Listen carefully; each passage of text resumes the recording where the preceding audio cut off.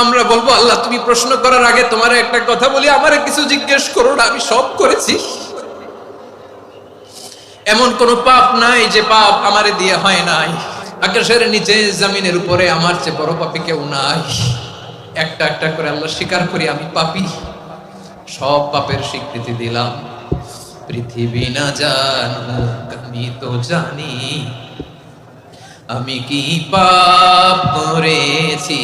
হায় আমার পাপের করলে বিচার, বাঁচার আমার নাই উপায়।